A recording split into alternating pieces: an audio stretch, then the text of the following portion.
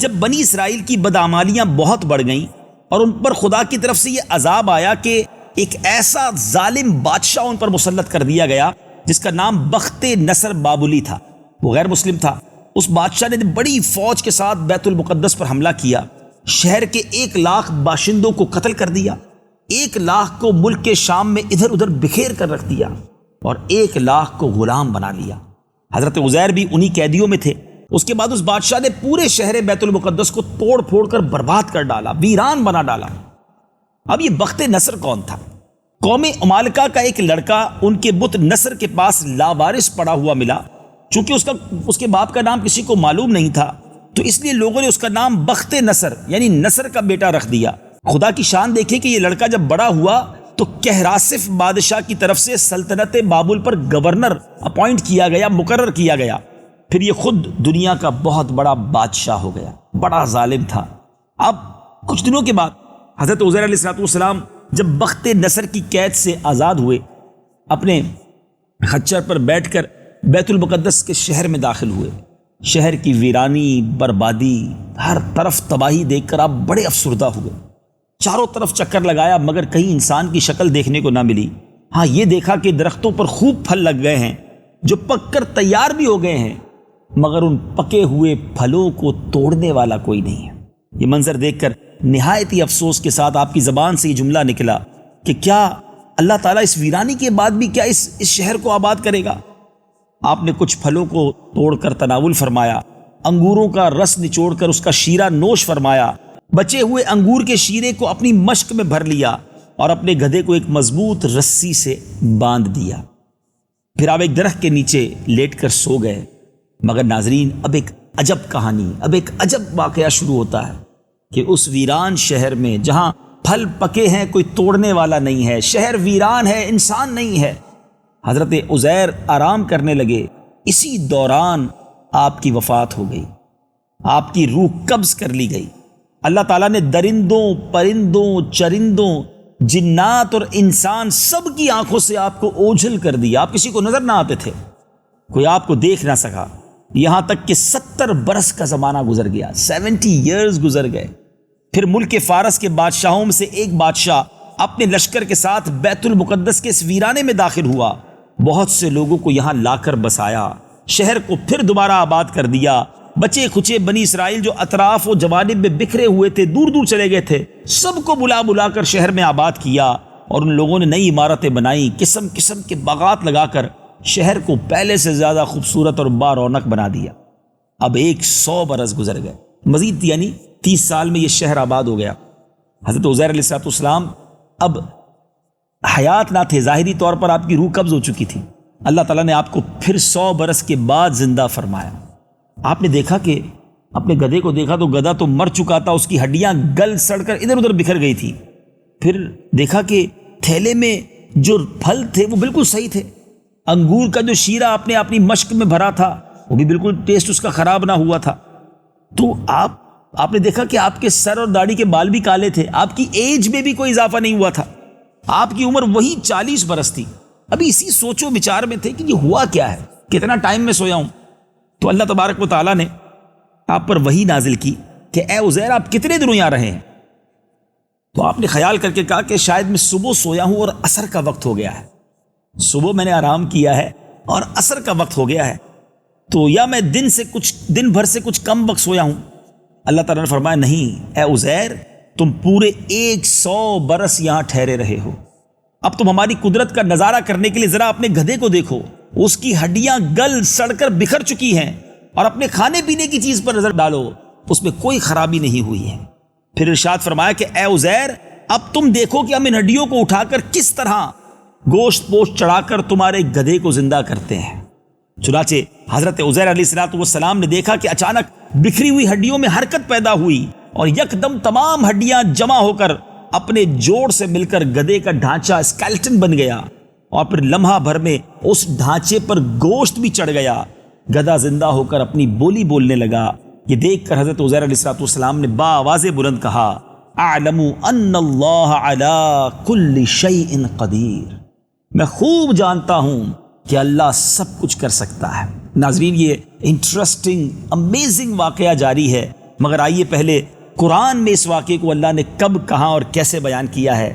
پارہ 3 ہے، سورہ بقرہ آیت نمبر 259، اس کی تلاوت سنتے ہیں، اس کا ترجمہ سنتے ہیں۔ أو كالذي مر على قرية وهي خاوية على عروشها قال أنى يحيي هذه الله بعد موتها فأماته الله 100 عام ثم بعثه قال كم لبثت قال لبثت يوما أو بعض يوم قال بل لبثت 100 عام فانظر إلى طعامك وشرابك لم يتسنه وانظر إلى حمارك ولنجعلك آية للناس وانظر إلى العظام كيف ننشزها ثم نكسوها لحما فلما تبين له قال أعلم أن الله على كل شيء قدير۔ یا اس کی طرح جو گزرا ایک بستی پر اور وہ ڈھئی یعنی گری پڑی تھی اپنی چھتوں پر، بولا اسے کیوں کر جلائے گا اللہ اس کی موت کے بعد؟ تو اللہ نے اسے مردہ رکھا 100 برس، پھر زندہ کر دیا۔ فرمایا تو یہاں کتنا ٹھہرا؟ عرض کی دن بھر ٹھہرا ہوں گا یا کچھ کم۔ فرمایا نہیں، تجھے 100 برس گزر گئے، اور اپنے کھانے اور پانی کو دیکھ کہ اب تک بو نہ لایا، اور اپنے گدھے کو دیکھ کہ جس کی ہڈیاں تک سلامت نہ رہیں، اور یہ اس لیے کہ تجھے ہم لوگوں کے واسطے نشانی کریں، اور ان ہڈیوں کو دیکھ کیوں کر ہم انہیں اٹھان دیتے پھر انہیں گوشت پہناتے ہیں۔ جب یہ معاملہ اس پر ظاہر ہو گیا بولا میں خوب جانتا ہوں کہ اللہ سب کچھ کر سکتا ہے۔ جی ناظرین، قرآن میں کس انداز سے اس واقعے کی طرف اشارہ ہے آپ نے سنا۔ اب مزید آگے چلتے ہیں، جو مفسرین قرآن نے اس کی تفصیل بیان کی ہے کہ جب حضرت عزیر علیہ السلام اب باقاعدہ پھر حیات میں آ گئے، ان کا گدھا بھی ٹھیک ہو گیا، تو اب آپ نے شہر کا دورہ فرمایا، اور دورہ کرتے کرتے اس جگہ پہنچے جہاں آپ کا مکان 100 برس پہلے تھا۔ نہ تو کسی نے آپ کو پہچانا، نہ آپ کسی کو پہچان سکے۔ ایوری بڈی لک لائک اسٹرینجر، نئے لوگ نظر آ رہے تھے کیونکہ 100 برس کا گیپ آ چکا تھا۔ اب یہ دیکھا کہ ایک بڑی بوڑھی عورت، اپاہج عورت اس دروازے کے قریب بیٹھی ہے۔ اس عورت کی عمر مور دین 100 ایئرس تھی۔ آپ نے اس سے پوچھا کہ کیا یہی عزیر کا مکان ہے؟ تو اس نے جواب دیا کہ جی ہاں۔ پھر بڑھیا نے کہا کہ عزیر کا کیا ذکر، اس کو تو 100 برس ہو گئے، وہ بالکل ہی لاپتہ ہو چکے ہیں۔ یہ کہہ کر بڑھیا رونے لگی تو آپ نے فرمایا اے بڑھیا میں ہی عزیر ہوں۔ تو بڑھیا نے کہا سبحان اللہ، آپ کیسے عزیر ہو سکتے ہیں؟ آپ نے فرمایا اے بڑھیا مجھ کو اللہ تعالیٰ نے 100 برس تک مردہ رکھا، پھر مجھ کو زندہ فرما دیا، میں اپنے گھر آ گیا ہوں۔ تو بڑھیا نے کہا کہ حضرت عزیر تو ایسے با کمال تھے کہ وہ جو دعا کرتے تھے مقبول ہوتی تھی۔ اگر آپ واقعی حضرت عزیر ہیں تو میرے لیے دعا کیجئے کہ اللہ میری آنکھوں کی بینائی واپس لوٹا دے اور میرا فالج اچھا ہو جائے۔ حضرت عزیر علیہ السلام نے دعا کر دی، بڑھیا کی آنکھیں بھی ٹھیک ہو گئی، فالج بھی ٹھیک ہو گیا۔ اب اس نے غور سے دیکھا تو پہچان گئی اور وہ چلانے لگی کہ میں گواہی دیتی ہوں، شہادت دیتی ہوں کہ یہی حضرت عزیر ہیں، کیونکہ اب آنکھوں سے نظر آنے لگ گیا تھا۔ اور اب بنی اسرائیل کے محلے میں وہ آپ کو لے کر گئی۔ اتفاق سے وہ سب لوگ ایک مجلس میں جمع تھے، اور اسی مجلس میں حضرت عزیر کا لڑکا بھی موجود تھا جو 118 برس کا ہو چکا تھا، اور آپ کے چند پوتے بھی تھے جو سب بوڑھے ہو چکے تھے۔ بڑھیا نے مجلس میں شہادت دی اور اعلان کیا لوگوں بلا شبہ یہ حضرت عزیر علیہ السلام ہیں۔ مگر کوئی آپ کی بات، بڑھیا کی بات نہیں مانا کہ یہ زمانے نے کیسا منظر دیکھا تھا کہ باپ کی عمر 40 سال اور بیٹے کی عمر 118 سال، پوتے بھی بوڑھے ہو گئے ہوں۔ لیکن یہ اللہ کی قدرت کا ایک ایسا نظارہ ہے ناظرین جو قرآن میں موجود ہے۔ اب کیا ہوا؟ اتنے میں ان کے لڑکے نے کہا کہ میرے والد کے دونوں کاندھوں کے درمیان ایک کالے رنگ کا مسا تھا جو چاند کی شکل کا تھا، چنانچہ آپ اپنا کرتا اٹھا کر دکھائیں۔ حضرت عزیر نے اپنا کرتا اٹھایا تو بالکل وہ مسا موجود تھا۔ پھر لوگوں نے کہا کہ حضرت عزیر کو تو تورات زبانی یاد تھی، اگر آپ عزیر ہیں تو زبانی تورات سنائیے۔ آپ نے بلا جھجک توریت پڑھنا شروع کر دی۔ اب بخت نصر بادشاہ نے ایک اور ظلم یہ کیا تھا ناظرین کہ اس شہر میں جتنے توریت کے عالم تھے سب کو چن چن کر قتل کر دیا تھا۔ حضرت عزیر نے تورات صحیح پڑھی ہے کہ نہیں کوئی بتا نہیں سکتا تھا، نو بڈی نوز، کسی کو آتی نہیں تھی توریت، نہ وہ کتاب کا کوئی نسخہ موجود تھا کہ جس کو دیکھ کر کریکٹ کیا جا سکے۔ تو ایک آدمی نے کہا کہ میں نے اپنے باپ سے سنا ہے کہ جس دن ہم لوگوں کو بخت نصر نے گرفتار کیا اس دن ایک ویرانے میں ایک انگور کی بیل کی جڑ میں توریت دفن کر دی گئی تھی، اگر تم میرے دادا کے انگور کی جگہ کی نشاندہی کر دو تو میں تورات کو جلد برآمد کر دوں گا۔ اس وقت پتہ چل جائے گا کہ حضرت عزیر نے جو تورات پڑھی ہے وہ صحیح پڑھی ہے یا غلط پڑھی ہے۔ لوگوں نے تلاش کی، وہ جگہ زمین کھودی، توریت کا نسخہ نکل آیا، توریت کتاب نکل آئی۔ حضرت عزیر کو زبانی جو توریت یاد تھی جو انہوں نے پڑھ کر سنائی وہ ایگزیکٹلی وہی تھی، بالکل آپ ٹھیک پڑھ رہے تھے۔ اب یہ عجیب و غریب اور حیرت انگیز ماجرا دیکھ کر لوگوں نے یک زبان ہو کر کہنا شروع کر دیا کہ بے شک حضرت عزیر ہی ہیں اور یہ خدا کے بیٹے ہیں، معاذ اللہ۔